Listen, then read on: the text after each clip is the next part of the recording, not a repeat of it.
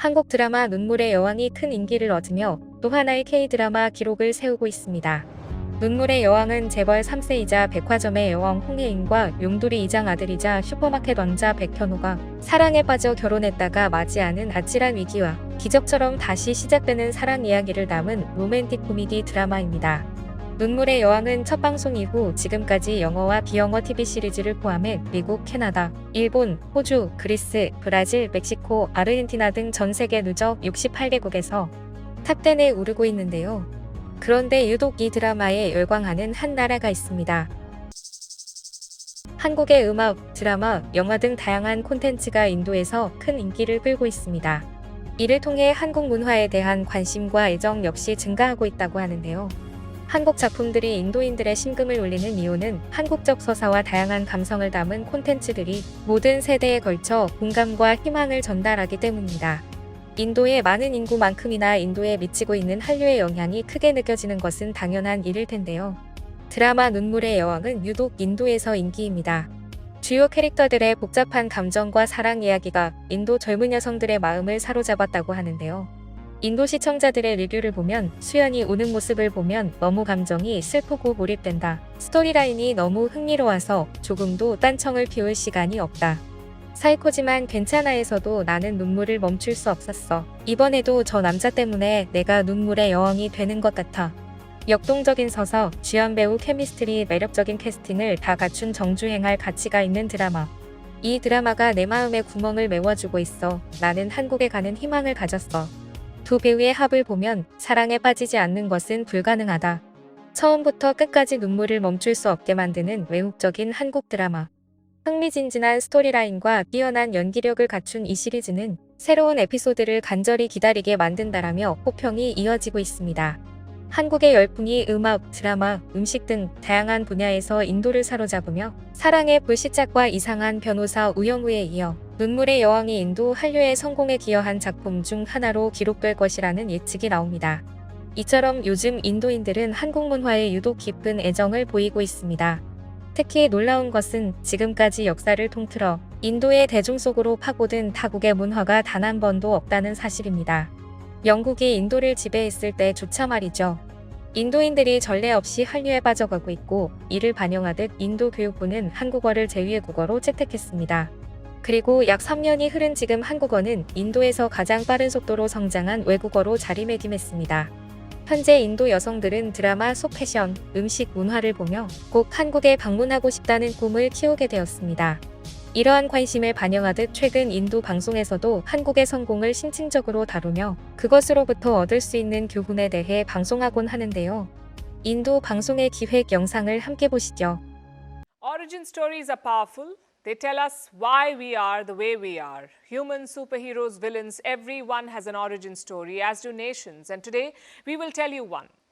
The origin story of a cultural mammoth called South Korea. Its creative rise came from its lowest point. After the Korean War of the 1950s, South Korea was emerging from abject poverty. But by the turn of the century, it had come a long way. It was going to become an electronic success story. That's when South Korea suffered a second blow, the economic crash of 1997. Seoul was forced to ask the IMF for a bailout, a loan of $60 billion. It is still known as the Day of National Humility. Collective sacrifices were made to pay off the debt. Ordinary citizens donated wedding rings to help the cause. This was an emotional low point. That's when Seoul made up its mind. It wanted to turn things around. South Korea needed national rebranding. So the government took cultural identity and turned it into an exportable commodity. And Hallyu was born. Hallyu refers to the Korean wave. The phenomenal growth of Korean pop culture, from K-pop to K-beauty, film to food. Today, culture is one of South Korea's largest exports. It has helped the nation become Asia's fourth biggest economy and cemented its credentials as a cultural superpower. So how did South Korea pull this off? Are there lessons for other countries here?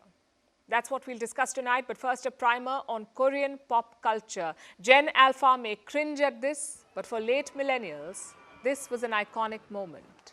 Gangnam Style. This earworm of a song wriggled its way across the world, making history as the first YouTube video with 1 billion views, leaving its viewers galloping and asking for more. This breakthrough smoothened the road for K-pop, or Korean pop music. And today this industry is massive. Bands like BTS and Blackpink have conquered the world. BTS reportedly adds about $4 billion to the South Korean economy every year. K-pop is practically the biggest part of South Korean content industry, which hit a record high in 2021. It was worth $12.4 billion. It dwarfed earnings from home appliances and vehicles, something South Korea was once popular for.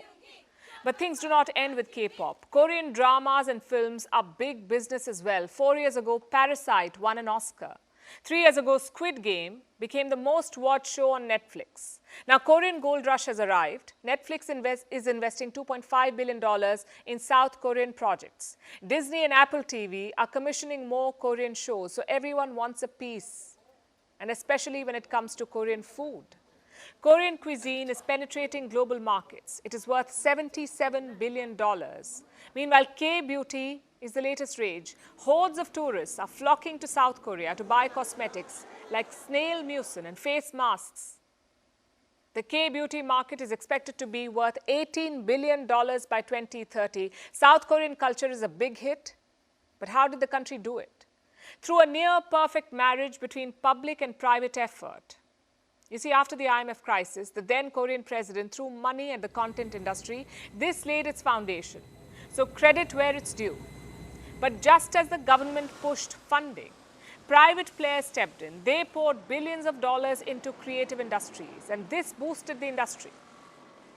Of course, like most relationships, this one hasn't always been hunky-dory, like in the 2010s, when a conservative government was in power. It blacklisted singers, actors and writers and deprived many big names of funding. But in most cases, the government takes a backseat. It provides loans, tax breaks and investment, while private players get the creative control. And now the Korean wave shows no signs of stopping. Many say the next big thing is literature. There is growing demand to learn the Korean language. Language courses are seeing a rise in enrollments from overseas. South Korea wants to tap into this too. It wants to export stories, share them with the world, which makes us wonder, don't we all? Every nation has powerful stories. Most nations would want to share them. The key is to figure out how.